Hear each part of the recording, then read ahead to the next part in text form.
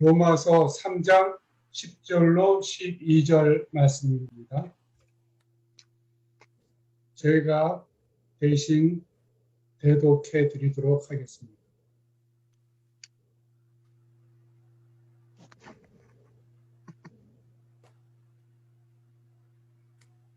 이게 조금 글씨가 깨지는데, 오케이, 여기 제가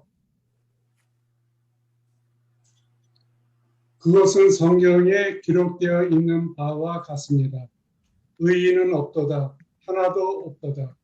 지각 있는 자도 없으며 하나님을 찾는 자도 없도다.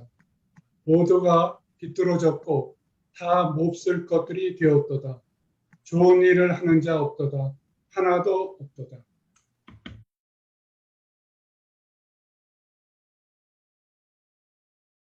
예, 오늘은 갈 길이 바빠서 한 3분 정도 짧게 담화를 하겠습니다. 그리고 우리 생각을 같이 나누어 보도록 하죠. 넷플릭스에서 영화를 고르다 보니까 저는 한국 영화를 거의 볼 기회가 없었는데 슬기로운 의사생활 그런 제목이 있더라고요.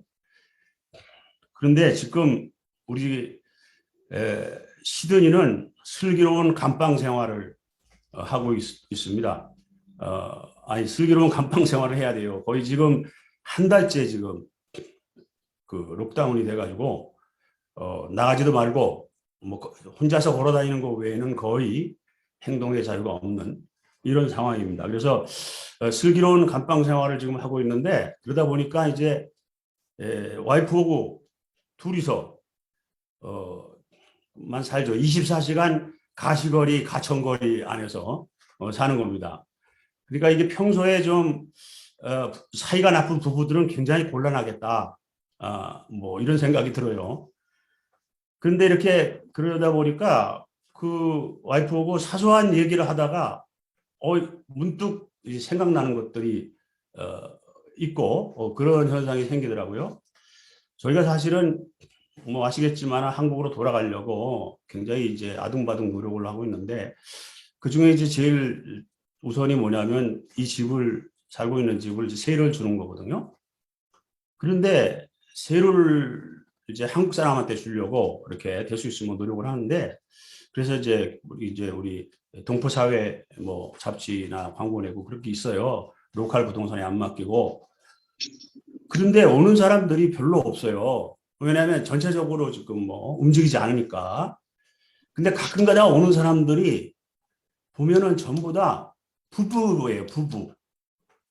나이 먹은 부부들이에요. 그러니까 아이들 있고, 이제 저희 집은 집은 아주 허술한 집이지만 방이 5개나 되고 수영장이 있고, 그래서 아이들이 있는 그런 집이 와야 좋은데, 그런 사람들이 안 오는 거예요. 그래서 그런 얘기를 하다가, 왜 그런 사람들이 안 오지? 근데 와이프가 이렇게 얘기했어요. 정상적인 가정이 요새 움직이기 쉬워? 이렇게 얘기를 하는 거예요. 또 정상적인 가정이란 말을 쓰는 거예요. 그래서 아니 정상적인 가정이란 이건 어느 가정은 그럼 비정상적인가? 그러니까 우리가 지금 생각하는 아이들이 있고 이렇게 이런 집이 정상적인 가정인 거죠. 부부만 있는 거는 우리 기준에서 지금 정상적인 가정이 아닌 거예요. 그래서 그 말을 딱 듣는 순간 무슨 생각이 났냐면 오늘 읽은 본문 말씀이 생각이 났어요. 로마서 3장 그 유명한 말씀 10절에 의인은 없나니 하나도 없다라는 말. 여기서부터 이제 바울의 신학이 시작이 되는 거거든요. 그래서 이제 바울이 아시겠지만 바울은 생전에 예수님을 면회한 사실이 없잖아요. 그러니까 바울은 자기의 신앙을 예수님 죽고 난 다음으로부터 시작을 하잖아요. 그래서 소위 그 십자가의 그 대속, 돌아가심, 그거를 아주 바울을 극대화시키는 거죠. 바울 얘기는 예수님 살아계셨을 때 얘기는 없어요. 바울은 그런 얘기 하지 않아요. 왜? 면회한 적이 없으니까. 그래서 기독교가 예수 사후를 아주 깊이 생각하는 거기에 비중을 두는 그런 종교가 되어버렸죠. 그게 이제 바울의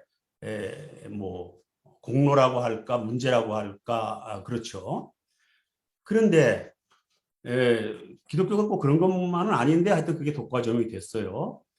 근데 거기에 의인은 없나니 의인이 없기 때문에 뭐 예수님이 뭐 십자가에 못 박혀 돌아가셔서 죄를 용서받고 하는 이런 대속 구원론이 속죄론 이런 것이 기독교의 아주 주류의 전통처럼 돼버렸는데 사실 그 희생 대속 대신 뭐 피를 흘려 죽고 뭐 이런 희생한 이런 얘기는 그거는 유목민족인 이스라엘 사람들의 문화 속에서 나오는 그 속죄 방법이죠. 우리 동양의 농경민족에게는 그런 그 대속 아니 그 희생 제사를 드리고 그런 것이 별로 없었잖아요. 농경민족은 옛날부터 정성으로 제사를 드리는 거지 희생으로 제사를 드리지 않았어요. 희생으로 제사 드리는 건 유목민의 전통이었죠.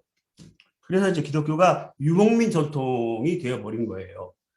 그래서 저는 젊었을 때 한때는 저도 뭐 거기에 그 예수의 십자가 보혈 뭐 굉장히 깊이 빠져 있었고 의뢰도 받고 뭐 했는데 좀 더 이제 가면서 그건 좀 별로더라고요. 그래서 지금은 세상이 어떤 세상이냐면은 예수님이 십자가에 못 박혀서 피 흘려 돌아가서 당신의 죄를 용서받았다 그러면은 인류 역사에 수많은 사람들이 그 스토리 때문에 감동을 받고 뭐 변화가 되고 한 사람들이 굉장히 많죠. 그러나 지금 이 시대에는 뭐요? 그거 뭔 소리요? 이런 사람이 더 많아요. 그리고 어떤 사람은 그런 정도가 아니라 성질도 해. 뭐요? 뭐든지 나 때문에 그랬단 말이요. 그 성질 내는 사람도 있어요. 지금은 그런 복음 가지고서는 예수가 전해지지 않는 오히려 예수가 전해지는데 방해가 되는 그런 시대가 됐어요. 그래서 저는 어떻게 생각하냐면 의인은 없나니 하나도 없다는 말을 완전한 정상적인 사람 별로 없다. 완전한 사람 별로 없다. 라는 것으로 저는 그렇게 해석을 하고 싶어요. 그래서 중요한 것은 예수 십자가에 못 박혀 돌아가시고 보다도 예수님이 살아계실 때 그 부족한 사람들, 그 많은 사람들을 얼마나 이해하고 용서하고 용납하고 사셨을까? 얼마나 포용하고 사셨을까라고 하는 점에 저는 초점을 맞추고 싶은 거예요. 그래서 인생을 살아가는 데서 가장 중요한 거는 이해력이라고 생각합니다. 특히 사람을 이해하는 능력. 이것이 가장 중요하다고 생각해요. 근데 사실은 이해력보다 오해력이 더 많아요. 다른 사람을 오해하는 게 얼마나 많습니까? 이해하지 못하고. 그래서 그 사람이 얼만큼 인생을 살 수 있는 능력이 있느냐. 그 사람의 캐패시티는 저는 이해력이라고 생각합니다. 사람을 이해하는 마음, 타인을 이해하는 마음. 물론 이해한다고 해서 그것이 다 좋고 용납되고 받아들이고 그런 것만 아닙니다. 어떤 상황은 정확하게 이해해서 그것을 버려야 될 때도 있어요. 포기해야 될 때도 있고 결단해야 될 때도 있고. 이제 우리 집안에 좀 사람을 기분 나쁘게 만드는 길을 잘하는 형제가 하나 있었어요. 근데 아무리 해도 그 사람은 안 되는 거예요. 저는 과감하게 그 사람을 깊이 이해해 본 결과 이 사람은 사람을 기분 나쁘게 만들기를 잘하는 사람이다. 그래서 끊었어요. 끊거나 하니까 얼마나 편한지 몰라요. 그러니까 이해는 꼭 뭐 좋은 쪽으로만 이해해서 모든 것이 잘 되고 뭐 화합하고 용합하고 이것만은 아닙니다. 이해를 해서 때로는 끊고 버리고 포기하고 할 것도 있고요. 결국 삶을 살아가는 건 얼만큼 인간을 이해하느냐에 있지 않느냐. 저는 로마서 3장 10절의 말씀을 의인이 없다니 하나도 없다. 그래서 다 예수가 십자가에 못 박혀 죽어서 너희가 구원받았다. 이런 얘기보다 죽고 난 다음 얘기보다도 예수님이 살아있을 때 그 인간을 이해하고 품고 했던 것들. 뭐 예수님도 결국 버리는 사람, 포기한 사람 있잖아요. 유다처럼. 그런 것처럼 살아서 사람들과 신경이하고 이해하고 용서하고 화합하고 같은 그것에 더 포커스를 맞춰서 이해를 하고 싶었습니다. 예, 이상입니다.